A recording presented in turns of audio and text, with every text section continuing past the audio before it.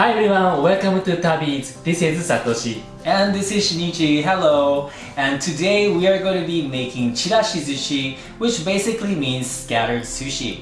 And since Boys' Day is just around the corner, we decided to take inspiration from the koi no bori. The koi no bori is carp streamers that we use for Boys' Day, which is why our sushi is made to look like the carp fish. This is also a collaboration video with fellow Japanese YouTuber Oryori Kuma Channel, and they will be making a shiratama zenzai parfait, and I think I got that right as well. Anyway, that's one of my favorite desserts, so you definitely want to check them out later on. Their channel is full of easy to make recipes that anyone can make. Check them out later on.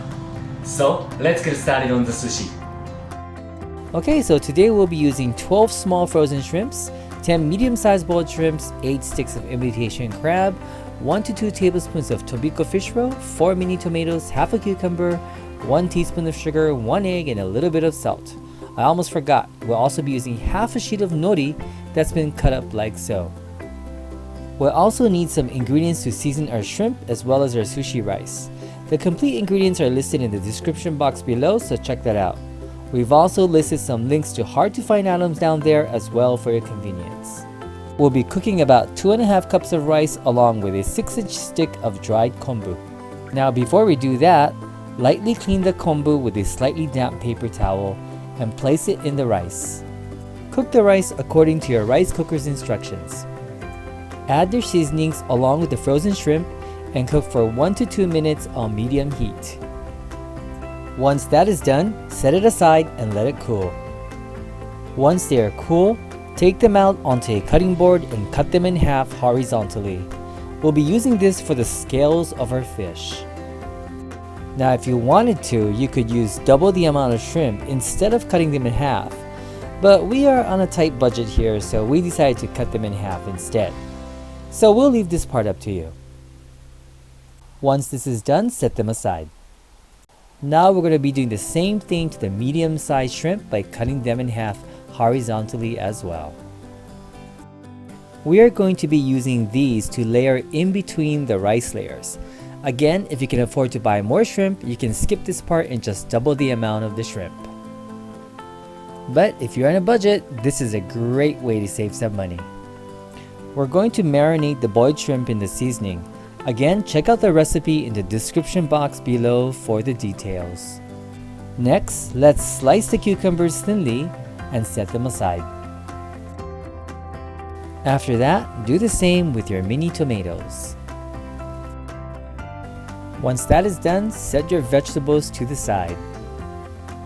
These will also be used to decorate the sushi to make it look like a cute fish. Next, we're going to get your imitation crab sticks and we're going to simply shred them with your fingers. Next, we're going to make a very thin omelette. Crack 1 egg into a small bowl and add your sugar and a dash of salt. Give it a quick whisk. Now let's cook the omelette. Brush a thin layer of oil onto a frying pan and heat on medium-low. Then when the frying pan is hot, pour the egg and tilt and swirl the frying pan to ensure that the omelette becomes very thin. You want to keep the heat to a lower temperature as you don't want to brown the egg. Cover and cook until the top of the egg is completely dry. With your chopsticks, loosen the edges of the omelette and carefully peel the omelette off the frying pan and right onto your cutting board. Now cut the omelette in half and place it on top of each other. Then cut it in half again and place that on top. This makes it a lot easier to slice your omelette into thin strips like this. Put the strips into a bowl and set this aside for now. Now it's time to make our sushi rice. Add your seasonings into your cooked rice in a large bowl. Mix your rice so that the seasonings are well incorporated. Set it aside and let it cool for at least 5 minutes. Now it's finally time to assemble the sushi. We're going to be using 2 molds for this today. We're using a pound cake mold, but you can use anything that is rectangular. First, let's line our mold with some parchment paper to make it easier to unmold the sushi later on. Next, we're going to brush some vinegar on the insides of the mold. Now place a cylindrical object onto one side of the mold. We're using fish sausages because we happen to have some on hand. Now, let's add a third of your sushi rice to the molds and press it down with the back of the spoon. Then we're going to add our marinated medium-sized shrimp and layer them on top of the rice. I just want to point out that you don't have to use sausages like we did. We're using this to shape the tail of the fish, so you can go ahead and get creative with this. Next, we're going to add another third of your sushi rice onto the shrimp. Press it down firmly with the back of the spoon.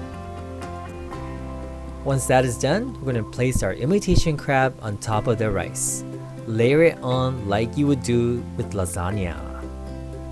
Now you can go ahead and add the rest of your rice to the top, as this is going to be the last layer.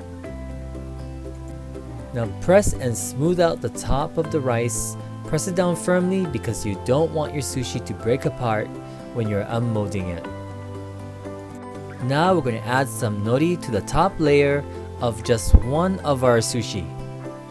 Now you want to leave 1 inch open on the edge because this is going to be the head of the fish. Now we're going to add our egg omelet right on top of the nori.